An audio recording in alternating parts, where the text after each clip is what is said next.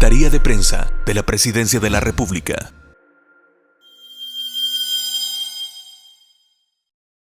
Sí, bueno, efectivamente, Moisés, estamos casi a un año de que el señor presidente Nayib Bukele tomó la decisión más difícil. Que si bien es cierto, hacia afuera de El Salvador han tratado de cuestionar siempre, estar cuestionando la implementación del régimen de excepción. Lo cierto es que no fue una decisión fácil, no fue una decisión antojadiza. Poder utilizar las herramientas que nos permite la Constitución dentro de un Estado de Derecho y poder echar a andar una guerra, activar un protocolo de guerra en contra de las pandillas, no fue una decisión fácil. Naturalmente, en el contexto en el que se activa fue una apertura de válvulas, como decían estos grupos terroristas, que naturalmente durante el comportamiento de los últimos 15 años, esta figura, ellos la venían utilizando para tratar de conseguir algún tipo de beneficios o para demostrar su poder y también demostrar que a nuestras comunidades, a nuestra población, que ellos eran los que gobernaban el territorio. Sin embargo, fue ese fin de semana fatídico, oscuro para el país, para esos más de 87 vidas que perdimos ese fin de semana, viernes, sábado y domingo. Recordamos todo el gabinete y el señor presidente el día de ayer, cómo vivimos ese 26 de marzo del 2022. Era algo completamente fuera de toda lógica. Digamos que fue la manifestación de lo que estos grupos terroristas hacían en el territorio, y por eso es que cuando tú hablas de régimen de excepción y la gente, los más de 6.2 millones de salvadoreños, decimos, ¿y de dónde venimos? Venimos de un régimen de muerte, donde estos, si yo no pagaba renta, si yo no pagaba una extorsión, si no le mandaba a mis hijos para que fueran parte de las pandillas, si no le mandaba a mis hijas para que tuvieran relaciones sexuales con los pandilleros, me mataban.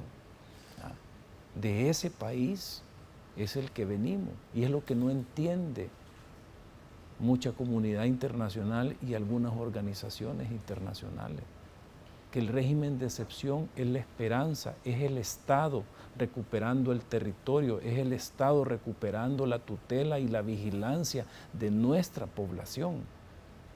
Eso, ¿a qué te lleva? A más de un 96% de aprobación popular. ¿Pero por qué? Claro, el régimen de excepción o estado de emergencia en otros tipos de países, las condiciones son diferentes, y tienen que ser así, porque El Salvador no lo podemos comparar con un estado de emergencia que se declara en otras latitudes. Nosotros declaramos el régimen de excepción utilizando herramientas constitucionales porque precisamente teníamos que batallar y abrir una guerra frontal y firme en contra de este estado paralelo que quisieron implementar en el país estos grupos terroristas. En algún momento, y hablando un poco, haciendo memoria y trasladándonos a aquel 26 y 27 de marzo del año pasado, señor, ustedes fueron convocados de emergencia por el presidente. Recuerdo que hubo una reunión de comité, de consejo, de gabinete de seguridad, en horas de la noche, madrugada, ¿verdad? Correcto, correcto. Ahí fue donde el presidente le anunció: tenemos que tomar medidas. Ahí es donde se discutieron todas las aristas posibles, porque recuérdate que pues nosotros como gabinete teníamos que llevar las diferentes propuestas. A la Asamblea. Para que el presidente tomara las decisiones. ¿Ya? Y una vez tomadas las decisiones, como gabinete también, ejecutarlas y echarlas a andar en el menor tiempo posible. Muy bien, señor, esta medida que se tomaron hace un año, después de aquel momento de asesinatos, viéndolas en retrospectiva, no hay ningún arrepentimiento. Yo creo que la realidad, la transformación del país en tan poco tiempo, porque imagínate, solo para que tengamos la idea de lo que se ha hecho. ¿Tú te acuerdas cuando en el 92 nos vendieron la firma de la paz y que nos dijeron que íbamos a ser un país próspero, en paz, en libertad, etcétera, etcétera? ¿Cuántos años pasaron, Moisés? Pasamos esperando más de 30 años tener ese país próspero, ese país seguro, ese país en libertad. Y venir a hacer esta transformación en tan pocos meses, porque a diciembre del año pasado, que ya llevábamos 9 meses de régimen de excepción, ya eran visibles las transformaciones. Incluso, si tú te acuerdas, la misma vacación de Semana Santa del año pasado, empezamos a ver ese movimiento extraordinario que no era normal de todos los salvadoreños hacia nuestros diferentes destinos turísticos. Luego vino agosto, que también fue una explosión de movilidad de nuestra población, sin mencionar pues esa fiesta patria que tuvimos el 15 de septiembre, pero digamos, ha sido esa esperanza, poder transformar en tan pocos meses algo que muchos de los que venían acá a dejarnos recetas perversas nos decían que como población, como ciudadanos, que teníamos que vivir con ese mal, que era algo que ya estaba inmerso en nuestra sociedad y que teníamos que agachar la cabeza, simplemente persignarnos todos los días y salir y pedirle a Dios poder regresar a la casa.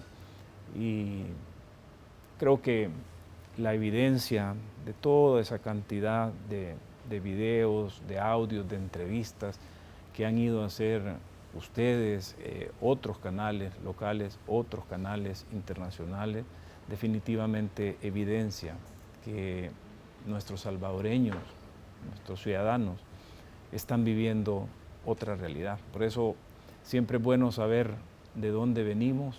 Imagínate que el escenario ideal, si hubiésemos tenido gobiernos comprometidos con el país, comprometidos con la seguridad de la población, creo que nosotros a 1994, 95, tuviésemos que haber tenido otro tipo de país. Sin embargo, la espiral de violencia, El Salvador de los 90s, que fue El Salvador de las bandas de robacarros, robabancos, bandas de secuestradores. Luego esa transición a principios del año 2000, donde ya empezaba a hacer algún tipo de manifestación, este fenómeno que no fue creado acá en El Salvador y que por las deportaciones que empezaron a ocurrir luego de la firma de esos acuerdos de paz, es que nuestra población empezó a sentir en ciertas comunidades el accionar de estos nuevos personajes tatuados que enarbolaban sus pinturas en la piel, y era lo que aquí mando yo, y ya empezaba a verse esa manifestación. Por eso es que, si tú te acuerdas, ocurre un primer intento de un Estado de controlar esto en el 2002 con la famosa mano dura. Luego, el siguiente periodo presidencial de Arena, lanzan también la super mano dura, y luego pues que tristemente tuvimos que caer en las garras de esa decisión perversa que tomó Mauricio Funes de hacer una tregua con ellos, que no fue más que endosarle a estos grupos terroristas el poder en el territorio, y está visto también en nuestros análisis y estudios, porque esto no fue una decisión antojadiza.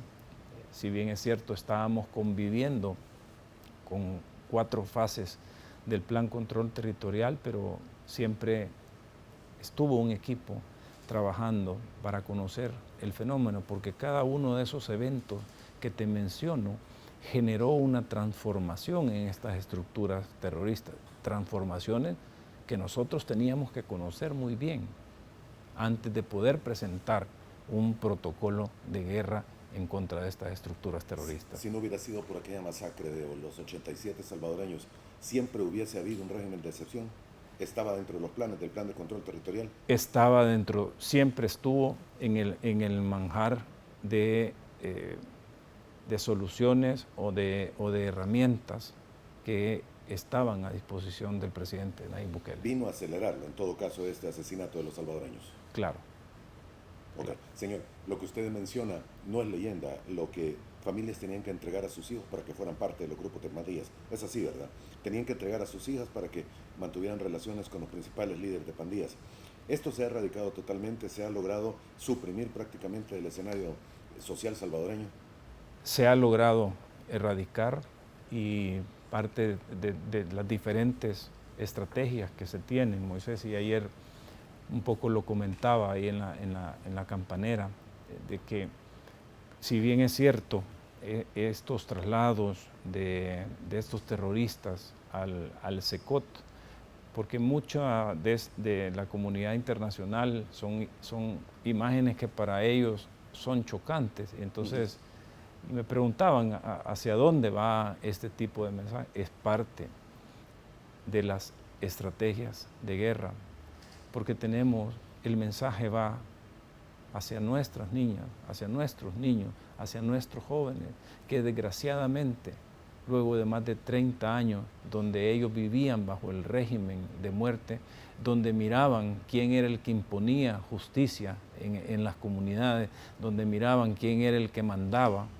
teníamos mucho aspiracional de estas nuevas generaciones, no en hacerse doctor, no en hacerse futbolista, no en hacerse tiktokero o youtuber, ¿ya? Era un aspiracional de poder pertenecer a este tipo de estructura, de tal suerte que esos mensajes es parte de esa estrategia para demostrarle y decirle con una firmeza a las nuevas generaciones que ese tipo de estructuras terroristas ya no van a ser toleradas en este país, y que tenemos que trabajar precisamente por las nuevas generaciones. Y el presidente también lo mencionaba cuando inauguraba el cubo allá en la colonia San José de Soyapango.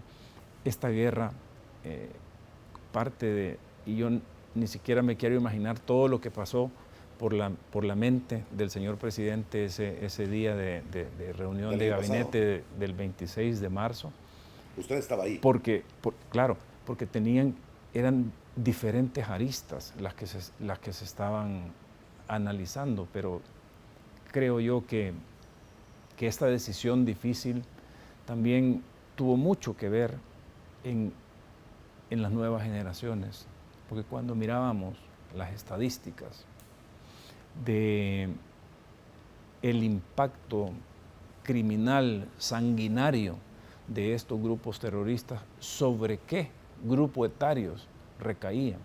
El 75% de esas víctimas recaían en la juventud. Entonces, claro, esta guerra también es por nuestros jóvenes, también es por nuestras niñas, por nuestros niños. Y para la generación actual, poder brindarle completamente otro país. ¿Se ha logrado todo lo que se esperaba o qué falta, ministro? Bueno, falta esto, como tú sabes, algo que se manifestó también con mucha contundencia a finales del año pasado, en los primeros días de diciembre, cuando el señor presidente Nayib Bukele declara: hemos recuperado el control sobre el territorio salvadoreño. Es decir, el Estado, el gobierno y Estado de El Salvador recupera el control sobre el territorio. Primera declaración, vamos a decirlo así, dentro de estos grandes objetivos de guerra en contra de estas estructuras terroristas. Luego, durante estos 9 meses, también refiriéndome a finales del año pasado, se tenía la desarticulación de este corporativo criminal, de este consorcio terrorista como se conocía, ya sea del lado de la MS, que sabíamos que era gobernada por 15 CIAs, 10 de las cuales ya tenemos nosotros detenidos y a vista de enfrentar la justicia. 10 de 15. 10 de 15. La 18R, ellos se gobiernan por lo que denominan el Pilar Nacional, que también fue capturado durante esos primeros 9 meses, vamos a decir, del año pasado. Y tenemos más de 1.100 cabecillas de estas estructuras que ya están tras las rejas, que ya están a las vistas de poder enfrentar la justicia. Entonces, también llevaba la estrategia de esta guerra destruir ese corporativo que existía como tal, donde 31 programas definían quién eran los 15 que los iban a gobernar, y esos 31 y esos 15 eran los que giraban las instrucciones a todas sus clicas por el lado de la MS y por el lado de la 18, pues a las tribus y sus canchas en el territorio. Entonces, esa pirámide de gobierno, ¿ya?, que es como agarrar una empresa, una empresa transnacional, y ves su pirámide de gobierno. Esa pirámide que gobernaba y que era la esencia de toda esta actividad terrorista, es la que está detenida.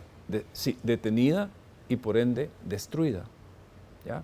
Obviamente, en la parte media de la pirámide, en la parte baja, encontramos todas estas unidades territoriales y algunos, pues no sé si te fijaste que hace más o menos un mes capturamos a alguien que quería tomar la posición de la 9ª CIA que nosotros habíamos ya capturado en el occidente de la República. Porque, como tú podrás advertir, Moisés, este trabajo es un trabajo constante, responsable, día con día. Si una fractura o un cisma ocurrió ese 27, en las primeras horas del 27 de marzo del año pasado, fue que por primera vez en la historia de este país, el gobierno, con sus instituciones encargadas de hacer justicia y de velar por la seguridad de la población, por primera vez en la historia se colocó un paso por delante de estos grupos terroristas y de la criminalidad en términos generales. Ministro, hay algunas preguntas que me imagino se les han hecho en repetidas ocasiones y hay algunos comentarios también de los amigos televidentes. Les leo dos que son prácticamente diametralmente opuestos. Jairo Castaneda nos dice: muy buenos días, yo quiero decirle al ministro que perdí familiares a manos de las pandillas. Ahora, con el plan de control territorial y el régimen de excepción, no solo mi familia y yo respiramos paz en nuestra comunidad. Y nos escribe también Edgar García, que nos dice: ¿por qué durante el régimen de excepción gobierno de Bukele ha liberado líderes de pandillas a Guatemala o México, como ocurrió con el CRUC o el Viejo Santos? ¿Se han dado realmente estas ayudas institucionalmente hablando por parte del Estado, o es esa rumorología que se manifiesta? Yo creo, Moisés, que ese tipo de situaciones, obviamente lo que lo que está haciendo el presidente Nayib Bukele, no solo en el efecto de nuestros ciudadanos, sino también haber descifrado toda esa perversidad de leyes que nos vinieron a imponer a este país para que el Estado jamás tuviera la capacidad de poder ganarle una batalla a estos grupos organizados, ya sea de criminales organizados o de terroristas. Está generando esa esperanza en millones de latinoamericanos que, al igual que El Salvador, fueron víctimas de todo ello. Fueron víctimas de todos estos paquetes de leyes. Recuérdate el desastroso Código Penal y Procesal Penal que nos impusieron en 1998. No se conformaron con eso, vinieron con la ley del menor infractor, que básicamente fue la perdición completa del Estado para imponer justicia. Pero todo lo que hicieron acá tiene un efecto dominó en todos los países de América Latina. ¿A qué voy con esto? Que por supuesto que esas mentes perversas que trataron de enllavar a América Latina, porque si tú tienes un país rico en recursos, como obviamente nuestra mayor riqueza es nuestra gente, pero hay otros países de América Latina que son ricos en recursos naturales. Pero ¿por qué no son potencia? Porque tienen esa maldad en esa infraestructura de justicia penal que les han dejado. Es como enllavaron a todos los países para que ninguno de América Latina, para que todos los ciudadanos que formamos parte de nuestra América Latina estuviéramos sometidos a eso, y eso iba en contra del desarrollo, etcétera, etcétera. Entonces, claro, ese grupo de mentes perversas está molesto con lo que el presidente Nayib Bukele está haciendo. Y no lo estoy hablando por hablar. Mira toda la serie de publicaciones y comunicados que se dan. Y toda esa media. Críticas. Entonces, venir. Y de eso, obviamente, hay una media verdad, ¿ya? Que estos mismos grupos oscuros, en los gobiernos anteriores, y te mencioné el efecto nocivo que tuvo esa tregua del 2012, donde vino grandes organizaciones internacionales y grandes países a avalar lo que Mauricio Funes estaba haciendo en detrimento de la población. Entonces, claro. Entre ellos la OEA. Entre ellos la OEA. Pero tú vienes y dices, si el gobierno del presidente Nayib Bukele dice pactó con las pandillas, claro, ese es un cuento que es bien fácil de construir. ¿Por qué? Porque ya lo habían hecho en los gobiernos anteriores y en la mente del colectivo existía esa posibilidad. Sin embargo, Moisés, perdóname, ¿cómo vas a pactar con alguien donde la contraparte con la que estás pactando va a desaparecer? Y si me venís y me decís, no, es que mire que la acusación que presentaron en las Cortes de Estados Unidos, falso.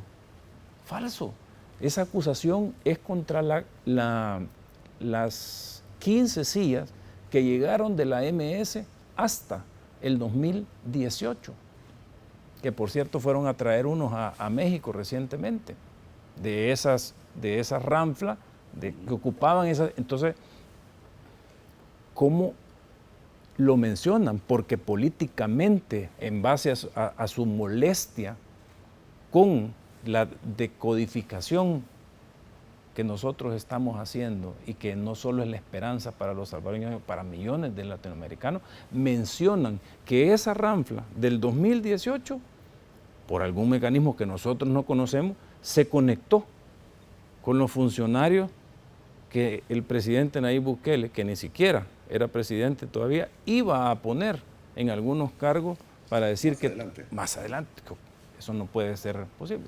Entendemos, como digo, Moisés, esta guerra no solo tiene incómodos a los que tienen que tener incómodos, como son estos grupos terroristas, sino que también tiene muy incómodo a esas mentes perversas que tratan de diseñar qué países salen adelante, qué continentes salen adelante y cuáles no. De ahí es donde provienen todas estas críticas. ¿Sugiere usted que se dan en contra del gobierno en las medidas del régimen de excepción?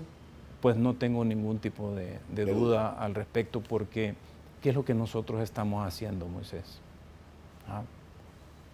¿Para qué es un gobierno? ¿Para qué es un Estado si no es para atender a su población? ¿Ah? Pues claro, ellos estaban acostumbrados a ser parte del 3% que se enquistaban alrededor de los gobiernos de turno y que todos los gobiernos de turno anteriores solo oían a ese 3%. No, hombre, mira, tenemos que pongamos la ley del menor infractor. Sí, tenés razón, pongamos la ley del menor infractor. Mira, este código de 73 no sirve y es muy obsoleto. Y con la mentira de que íbamos a sustituir el papel, porque es mentira, porque igual son los expedientes ahora con esa gran cantidad de papel, con esa mentira nos vinieron a imponer un código que tú te acordarás de las portadas de aquella época. Código de suizos para salvadoreños. La policía captura, presenta al juez y más tardaba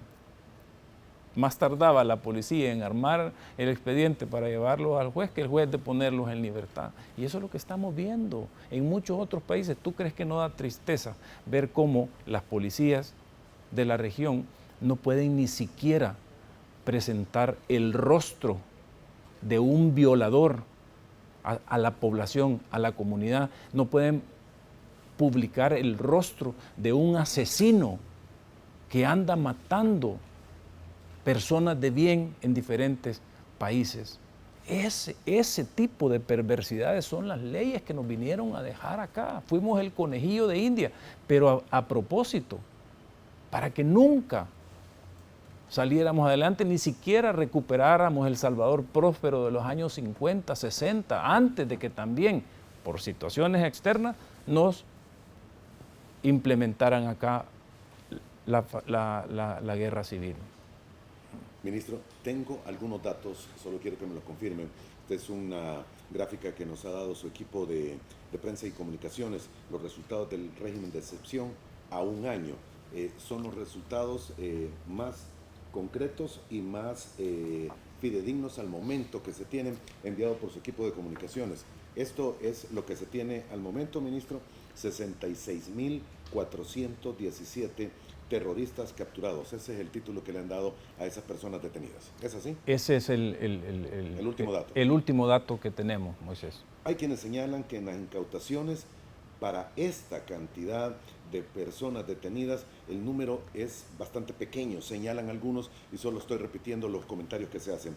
2.547 armas de fuego, 3.292 vehículos, que a mí ese número sí me parece bastante grande, 15.878 celulares y $3 millones en efectivo. Algunos preguntan, ¿no será que hay algún armamento escondido en alguna parte del territorio, señor, que todavía tienen estos grupos o que dejaron escondido o abandonado? Pues mira, sin duda, por la misma naturaleza o la misma actividad que estos tenían dentro de las comunidades, una cosa eran las armas que ellos andaban, digamos, en el día a día. Revólver y pistolas. Pero probablemente. Pero armas, otros andaban armas largas, los que cuando ya tenían órdenes judiciales empezaban a moverse hacia el área rural, andar, como decían ellos, en montañados. Y también habían otros que utilizaban personas de la comunidad para que les encaletaran ese tipo de armas. Y eso hemos venido viéndolo con detenimiento también, porque mucha gente que le dieron armas para guardar las ha estado entregando. Unos las entregan ya a sede policial, lo llaman al 123, nosotros activamos los protocolos. ¿No hay repercusiones para ellos? No hay repercusiones para ellos, porque entendemos el fenómeno. Pudo haber sido bajo amenaza: mira, me tenés esto y me lo guardás, y entonces mejor lo están entregando a ellos. Claro. Y otros, como tú también te has dado cuenta, que hemos estado encontrando bastantes armas abandonadas, pero en el corazón o al meollo de tu pregunta, que es como también esa duda, interrogante que ha estado haciendo alguna de las personas, obvio, en lógica, digamos, tiene sentido, ¿ya? Pero cuando tú te enfrentas a un grupo terrorista, imagínate 2.547 armas de fuego. Ponele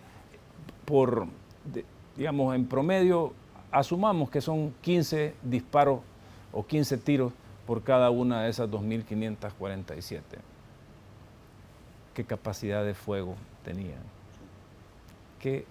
Porque son terroristas. Porque yo, con una pistola, en una comunidad, imponía el terror y no necesitaba masacrar, Moisés. Simplemente la tienda más fuerte de la colonia y que no me quería pagar renta, enfrente de toda la comunidad, ¡pum! Eso es el terror. Eso es el terrorismo que estamos combatiendo. La cantidad de armas, porque no es una guerra convencional, no estamos luchando contra otro ejército que obviamente todo su ejército, cada uno lleva su arma. Entonces, digamos, tenemos que entender muy bien, y eso es parte donde se nota también un poco el desconocimiento de lo que hemos estado viviendo por más de 20 años en este país. Cuando dice este cuadro, 3.292 vehículos, el número, y lo repito, sí me parece bastante grande. Estos manejaban servicios de transporte, tenían buses. Recuerdo que hubo un momento en el que se dieron actividades de ustedes en las que dijeron, vamos a acabar con la actividad económica de donde obtenían los capitales de estos grupos de pandillas. Y eso es lo que día con día se anda golpeando, Moisés. Obviamente en estos 3.292 vehículos hay un segmento también de motocicletas, que era lo que más utilizaban para poder desplazarse y llegar de un lado a otro. Pero como tú bien dices, encontramos este tipo de vehículos o actividades en todos estos servicios de traslado de personas formales o no o informales, también en muchas rutas de buses, porque este cáncer era así, Moisés. Por ejemplo, ellos empezaron extorsionando, y voy a dar un par de ejemplos para que entendamos por qué cuando el presidente menciona vamos a eliminar este cáncer, porque actuaban como células cancerígenas dentro de algo bueno, ¿ya? Fíjate que hace años, un poco más de 15 años, ellos empezaron a extorsionar a los puestos que habían en los mercados, en nuestros mercados municipales. Poco a poco dijeron, bueno, ya para qué voy a seguir extorsionando, mejor mato, me quedo con el puesto y empiezo. Entonces empezaron a tomarse muchos puestos en los mercados. Vía asesinato. Vía asesinato, pero empezaban extorsionando. ¿Cómo funcionaba? Y no quiero decir que era la única forma, es de lo que responsablemente hemos leído para poder tener un conocimiento pleno del enemigo al que nos enfrentábamos. Muchos dueños de buses les decían, mira, ya tenemos 3 buses, te voy a poner uno mío a trabajar. Entonces cuando ellos empezaban a recibir lo que su bus producía, o lo que su taxi producía, decía, de verdad que este negocio es bueno, pácata, a matar al dueño del bus. Y se quedaban con el bus que ellos habían aportado y los 3 que ya tenía el propietario. ¿Ya? Esto se dio. Son eventos que se han dado a través de la historia, Moisés. Entonces, por eso es que te digo de que yo para someter a una comunidad no necesito que todos los homeboys o toda la base social, colaboradores, ¿qué utilizaba un chequeo? ¿Cuántos chequeos tú necesitas, por ejemplo, para cubrir una colonia que tenga más de 500 casas? Mínimo. Si la vigilancia empezaba 2 kilómetros antes de llegar a la colonia, más todo lo que había en todos los pasajes, mínimo necesitaba, 25. Ninguno de esos postes tenía arma de fuego. Ninguno. ¿No? Lo único que les daba la estructura era un telefonito. Era por el que tenía que comunicarse. Solo hay 25 y no duraban todo el día, ¿verdad? O sea, por lo menos tenía que haber un pool de 50 postes que eran los que tenían que estar haciendo su labor, que es como esa base social, ¿verdad?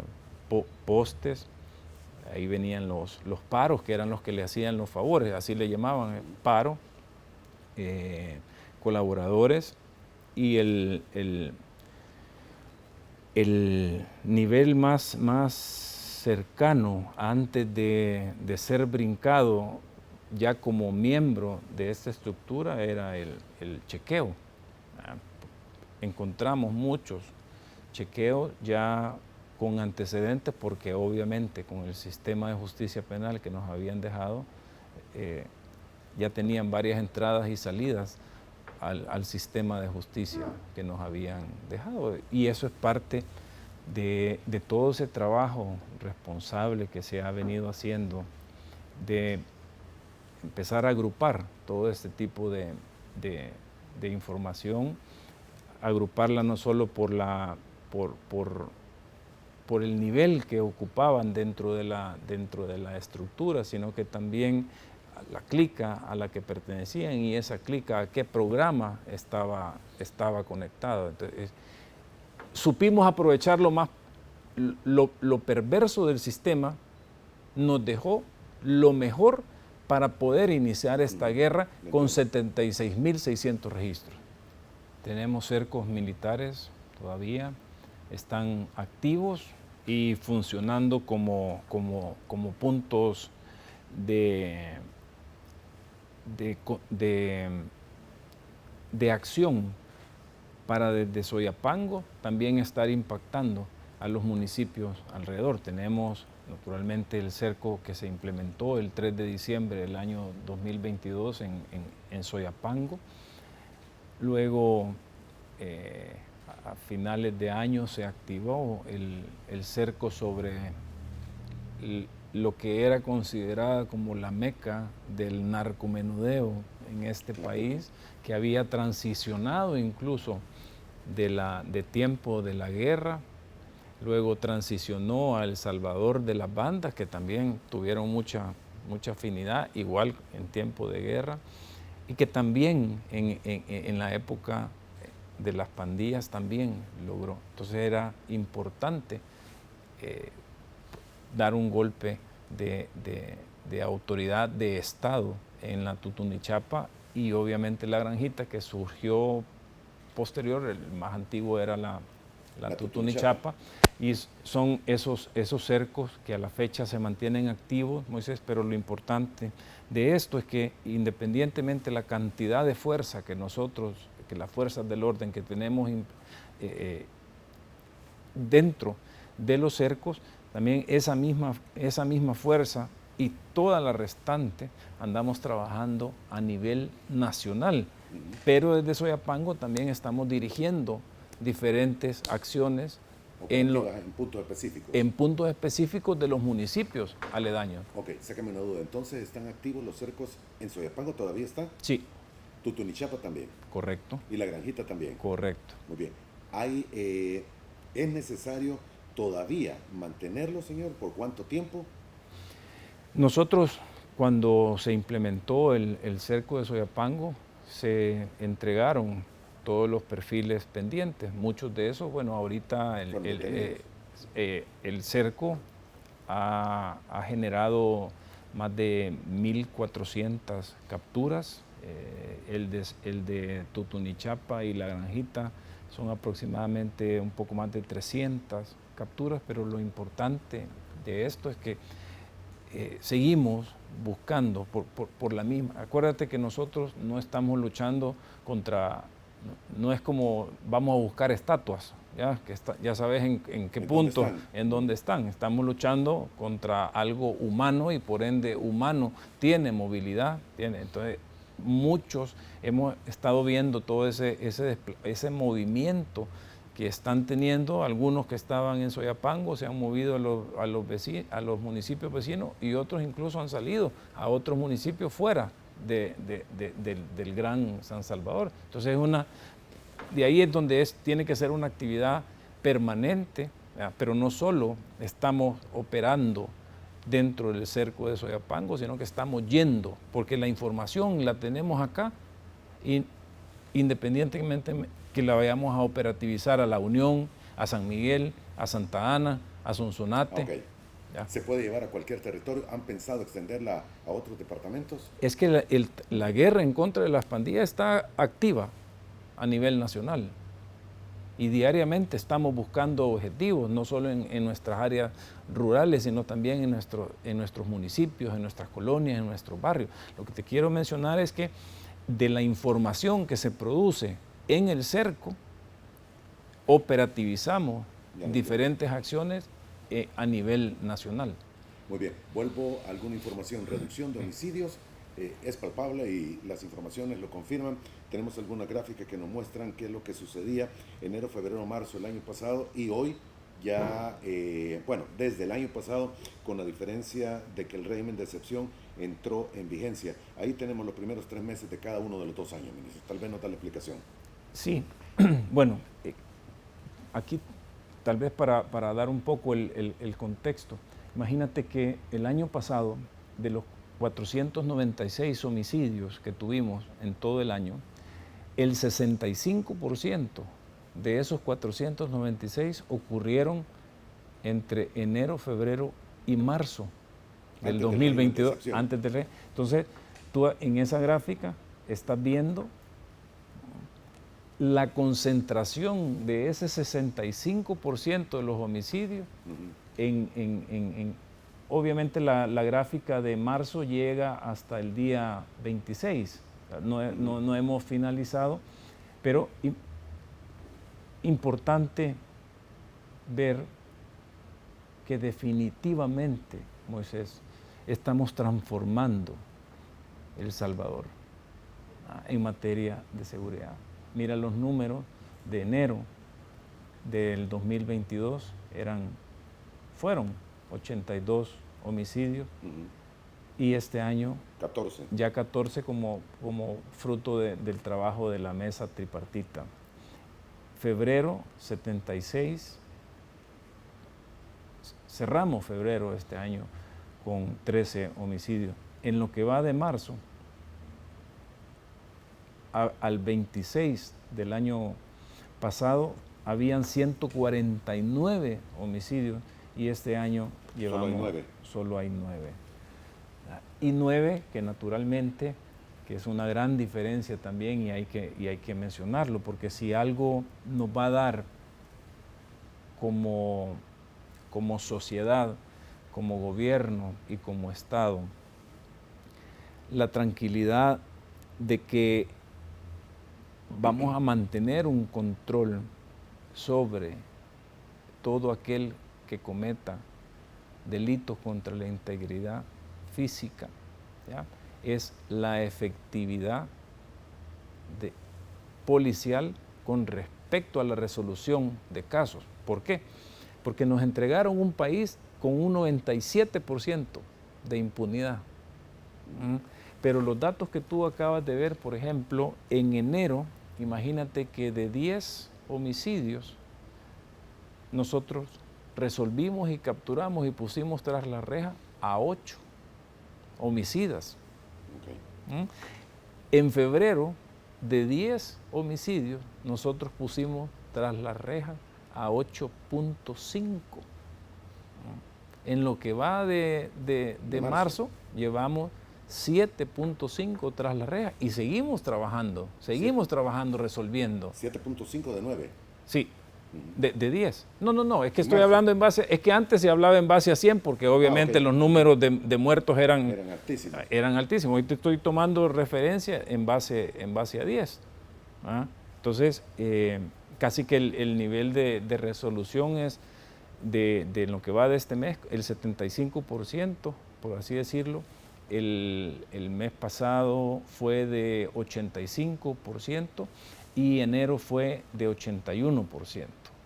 Esos son definitivamente, Moisés, cuando tú ves esto, porque imagínate que en el país que nos entregaron en el 2019, nos lo entregaron con 97% de impunidad, ¿ya? Pero Centroamérica no era la excepción. Independientemente, habían menos homicidios en los países de la región, pero la impunidad de Centroamérica era el 95%. ¿Ah? Entonces, ahora, venir y tener una impunidad abajo del 25% sostenido en lo que va del año y 35% al cierre del año pasado, definitivamente esto tiene que tener incómodo a todos estos perversos que tejieron y dejaron toda esta cantidad de virus en nuestra infraestructura de justicia. Reducción de la impunidad en homicidios. Hay otra gráfica que nos han hecho llegar también. En el 2019, el índice de impunidad que se manejaba en el país era 97%. Dentro de esa barra, el color azul. Y el amarillo era lo poco que se lograba resolver en la resolución de los casos, la efectividad. Quiere decir que de 100 homicidios que habían antes del 2019 y durante el 2019, solo llegaba la justicia a 3. ¿Ya? Luego va... 2022. 2022, mira el comportamiento. 75% efectividad de la resolución en el 2000.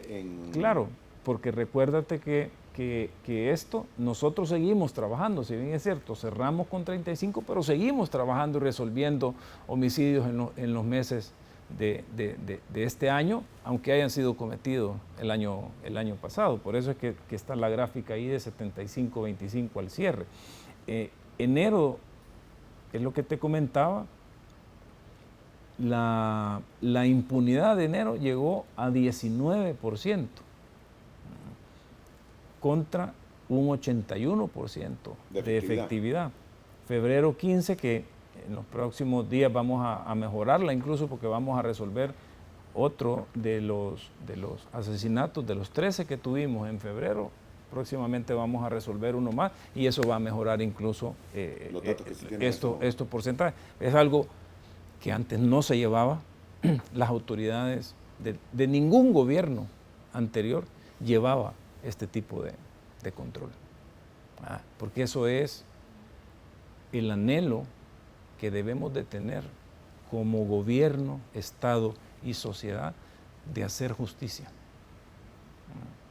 Ok. Ministro, cuando uno recuerda datos, no los tengo frescos ni apuntados tampoco, pero recuerdo que por año eran alrededor de 2.000, 3.000 homicidios lo que tenía el país en años antes del régimen de excepción. Estamos hablando de 2018 hacia atrás, si no me equivoco. En el régimen de excepción, los datos finales que se tienen, por lo menos a este momento, a un año, es de 227 homicidios. Sí. Naturalmente la tasa de homicidios se calcula sobre 12 meses. ¿Ya? Entonces ahorita lo que nosotros hemos hecho para poder también proyectarla año con año, es agarrar los 12 meses del régimen de excepción, que no es un año calendario, pero eso es lo que nos da casi que una tasa de 3.6 homicidios por cada 100.000 habitantes. Veníamos allá por el 2015 de más de 106 homicidios por cada 100.000 habitantes. 2019 incluso lo cerramos con una tasa de 38 punto algo por cada 100.000 habitantes, para venir a cerrar el 2022 entre ese 65% que fue cometido en los primeros 3 meses del año, en una tasa de 7.1 6 por cada 100.000 habitantes. Pero los 12 meses de régimen nos reflejan una tasa todavía la mitad de lo que, se tuvo el año pasado. Y el promedio de homicidios que se ha dado diario, de acuerdo a los datos que ustedes manejan, es de 0.6, ¿verdad, ministro? Durante los 12 meses de régimen de excepción. Exactamente. Correcto. Estos datos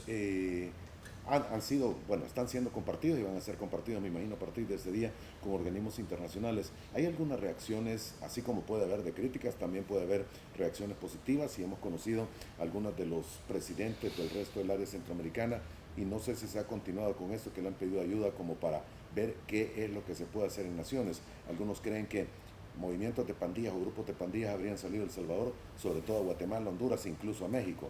Sí, en ese tema, Moisés, nosotros tenemos un trabajo responsable con nuestros vecinos. No solo le hemos ofrecido toda esa expertise, sobre todo en los cambios legales, normativos que se tienen que hacer, en haber descifrado. Lo que nosotros hicimos fue haber descifrado todas esas leyes perversas para convertir herramientas funcionales para enfrentar al principal enemigo de la sociedad, que eran las pandillas.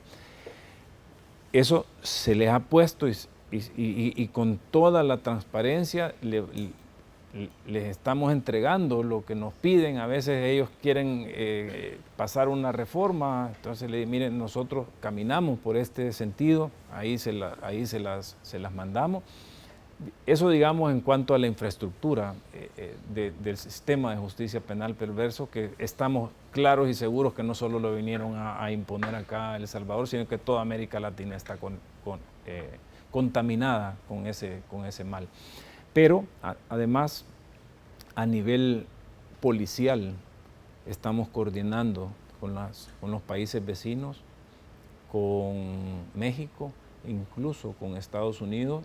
Saliendo un poquito de la línea, estamos también con Belice, Costa Rica, realizando coordinaciones para traer a estos pandilleros para que sean sometidos a la justicia salvadoreña.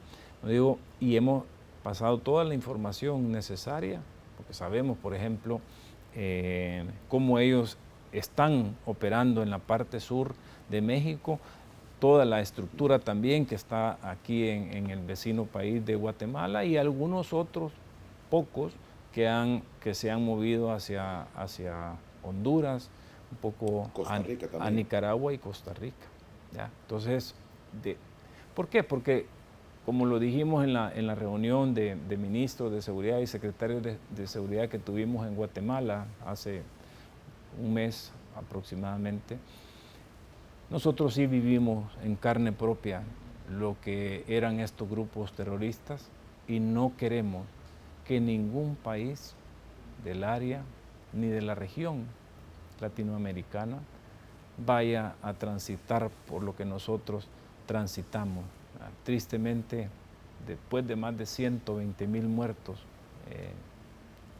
tomamos las acciones que nuestra población necesitaba y le dijimos, conocimos y vivimos en carne propia el terror de estos grupos pandilleriles, y no vamos a dormir tranquilos, ni nos vamos a quedar con el secreto nosotros para no entregárselos a ustedes, porque no queremos que ningún otro país esté a merced de estos grupos pandilleriles. Bueno, mira, el tema se ve, se analiza cada hecho de sangre que se tiene, y si está relacionado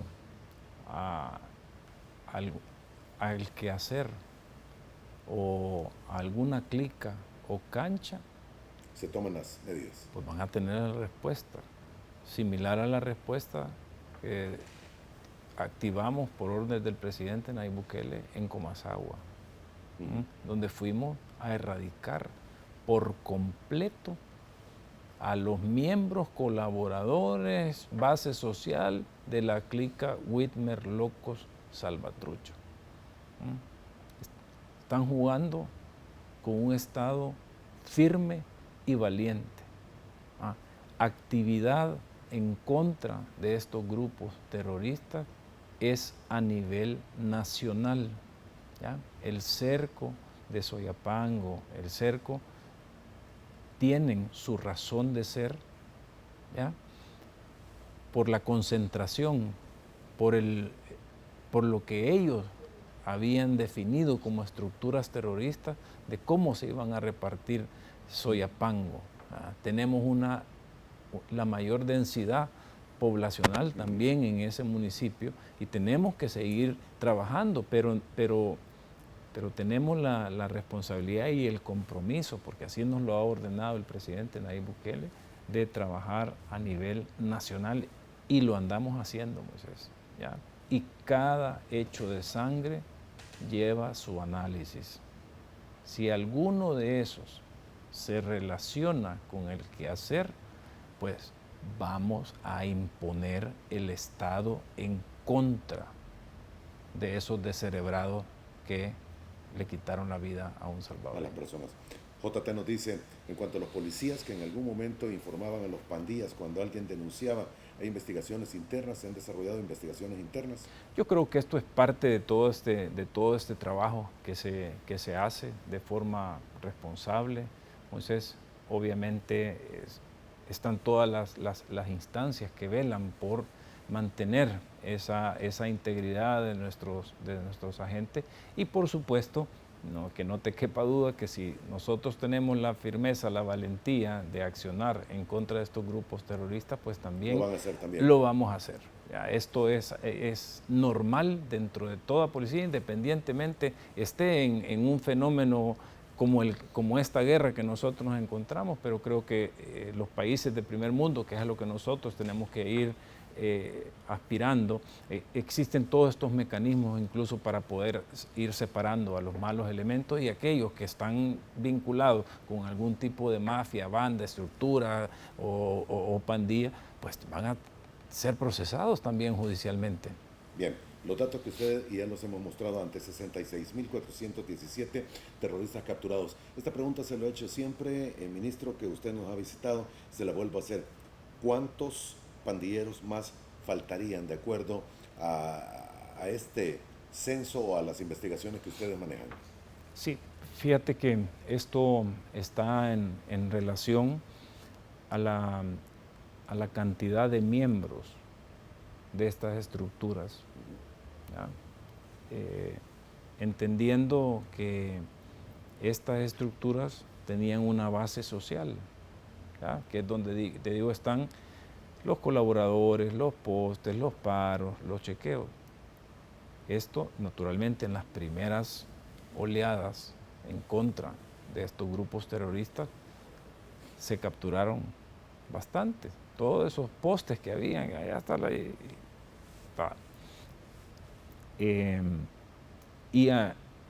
dentro de toda esta estrategia, imagínate que ¿tú crees que este fenómeno en El Salvador nació con la deportación de un paro, de un poste, de un chequeo o de un colaborador de la MS o la 18 allá en Estados Unidos? No, nació con la deportación de un miembro, homeboy, el que ya es brincado, el que ya le hicieron su ceremonia y ya forma parte de la organización. Todos los demás son, algunos de ellos, aspirantes a ser, pero permanecían. Por ejemplo, un poste podía estar 5 años posteando, y de ahí lo ascendían a chequeo, pero no era parte todavía de la organización, ¿ya? Entonces, ¿hacia dónde se enfoca la solución o la erradicación del problema de las pandillas en este país? Hasta que capturemos al último miembro. Y eso es lo que día con día nosotros estamos revisando. Tenemos en todas nuestras sedes policiales y a todos nuestros hermanos de la Fuerza Armada, le hemos dado la información, municipio por municipio, de los miembros que hace falta capturar en cada uno de ellos, de tal suerte que ese es nuestro termómetro. ¿Ah? Ahí Oscar López nos dice, ¿acaso solo en las comunidades existen las pandillas? Hay que tener cuidado con la estigmatización, lo señala él después. Le pregunto esto porque algunos otros amigos televidentes, pero no encuentro el tuit que pusieron, dice, hay que investigar instituciones judiciales y también incluso algunas organizaciones con más nivel que no necesariamente aparecen como pandillas, sino que grupos empresariales y empresas pequeñas de fachada. Pues todo es parte de lo que se tiene que ir trabajando, Moisés. Algunas acciones ya se han realizado, pero como tú te podrás imaginar, esto no se trata de, obviamente, ideas de lo que es lo que se debe de hacer, hay un montón, pero esto es una estrategia de guerra finamente elaborada por nuestro presidente Nayib Bukele y ejecutada por parte del Gabinete de Seguridad, y que vamos llevando las acciones necesarias en el momento necesario de la guerra para lograr erradicar, porque no puedes ahorita abrirte a tratar de impactar otro tipo de cosas cuando tienes tanto asesino serial en nuestro país. ¿Ya? Entonces el objetivo ahorita es capturar a estos asesinos seriales que todavía están en suelo salvadoreño. ¿Hay todavía? Claro. Ok, y esto voy a hacerle nuevamente la pregunta, tengo que ir a la última pausa, porque no me respondió. ¿Cuántos pandilleros más cree que faltan por capturar? Miembros nos harán falta un 35% del registro que nosotros tenemos. Base social hay, ¿ya? Hay capturada, otra que anda moviendo algún tipo de arma o tratando de vender la droga que ellos vendían, que es capturada. Puede ser que ese no estaba dentro de los 76.600 registros, pero la evidencia y la afinidad con la estructura pues lo vincula, pero esos no son miembros. Eso es parte de todas estas capturas que se tienen que hacer, porque un homeboy o un miembro o un palabrero, para decirlo de alguna u otra manera, que le quiera mandar droga a otro palabrero de otra clica, utiliza a un poste, a un chequeo o a alguien que le haga ese movimiento. Esa persona que lleva esa droga, que lleva esa arma, es parte de la base social que ellos tenían, ¿ya? Nuestro objetivo está en erradicar a estos dos, a los miembros, a los homeboys, independientemente. Los cabecillas eran los palabreros, pero con el ejemplo que te ponía anteriormente.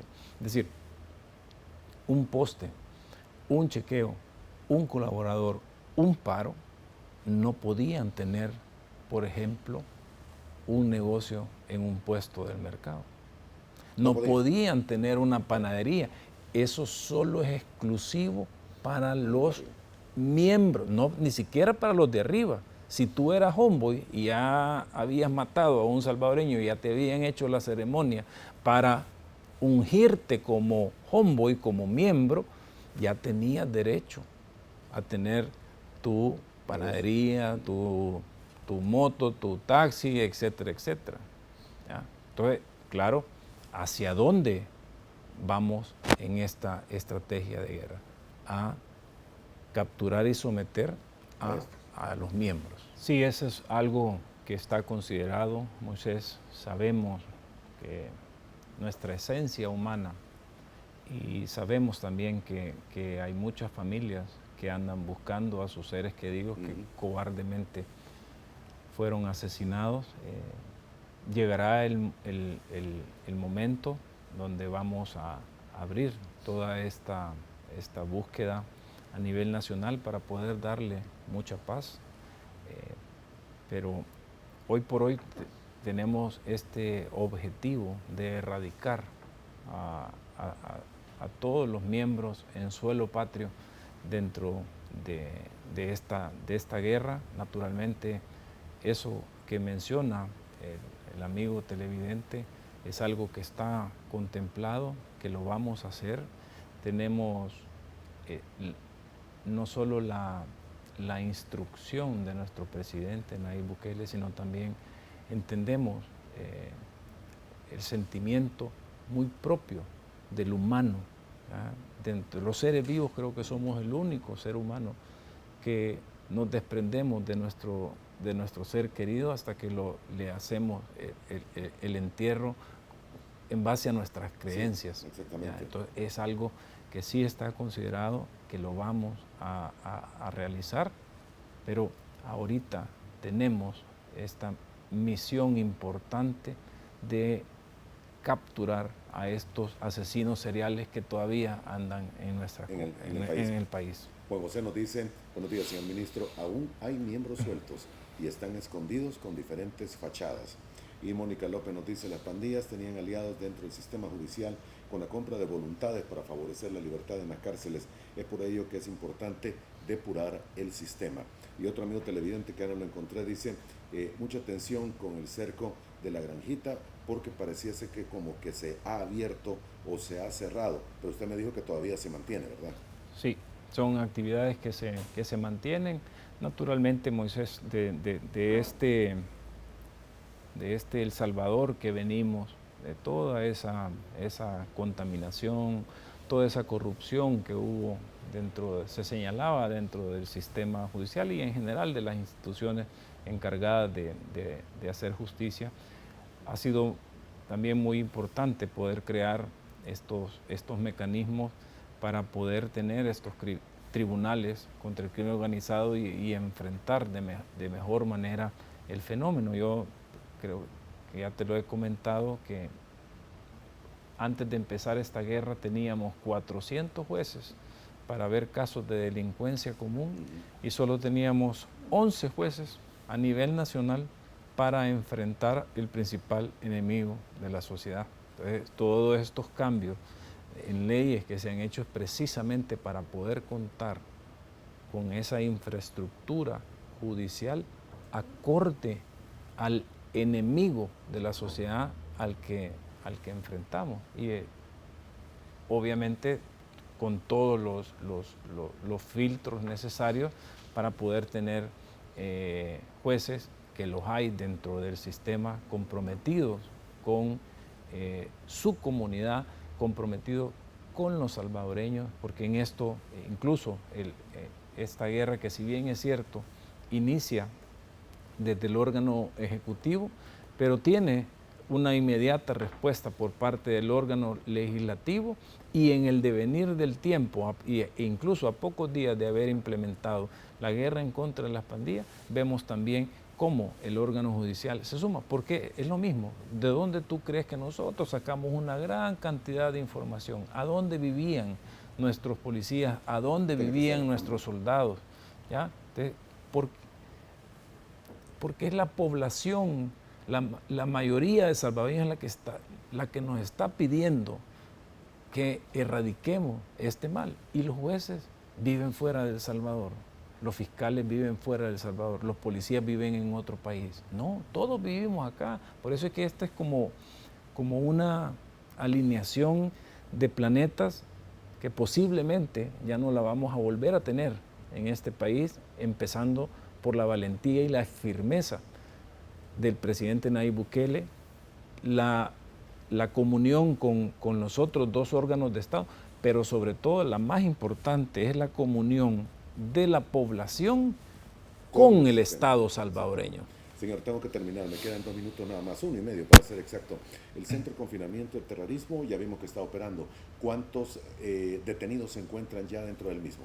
Actualmente se han hecho 2 traslados, tenemos 4.000, como tú sabes, estamos probando todo, la logística de alimentación, la tecnología que está ahí, no solo el tema de rayos X, los lectores de huellas, la inspección corporal completa, sino también toda la parte de cámaras de inteligencia artificial para poder controlar mejor esto. Recuérdate que en este penal, a diferencia de otros, se le ha dado un tratamiento como que si todo ese fuerte amurallado fuera un país, ese fuerte amurallado en sus colindancia o en los muros, digamos, hacia el exterior, está controlado por más de 600 elementos de la Fuerza Armada.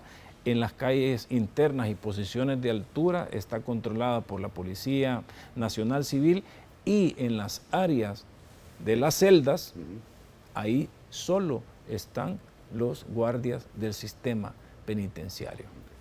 Muy bien, gracias por habernos acompañado este día, señor. Gracias, Moisés, siempre es un gusto estar aquí contigo y poder compartir con todos los salvadoreños.